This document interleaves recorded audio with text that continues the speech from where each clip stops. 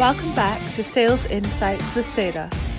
This is the podcast for sales professionals and business leaders looking to implement new strategies and drive sales growth in their organisations.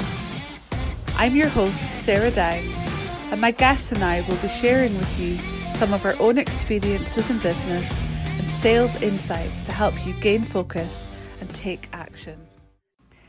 Hi everyone, and welcome back to the podcast. So, warning here, I am about to rant. Now, I haven't done a rant for a while on a podcast, but here goes. So I have been networking quite a lot online over the last couple of weeks, and I am getting sick of pitches from salespeople that have never met me before or jumping straight in there. Now, come on, guys.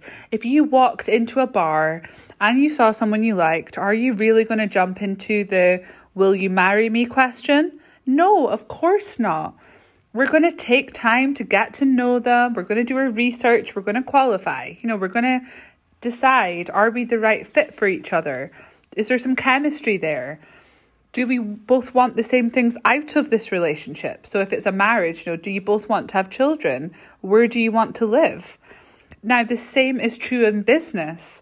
Not everyone is the right fit for us. Not everyone is going to be a client.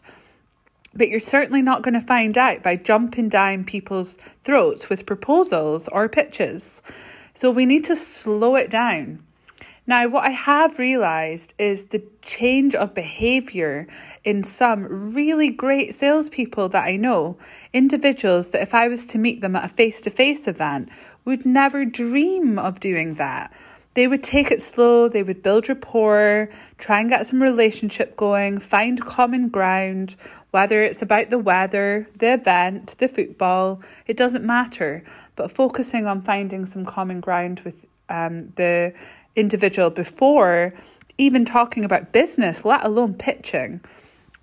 But there's individuals like this that the minute they get online, the behavior flips completely.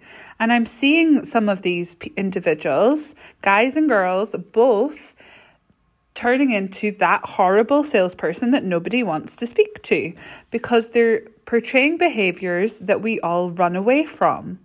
So the reason I'm doing this podcast is, one, I need to rant about it because it's really, it's coming up every time I go to a networking event online.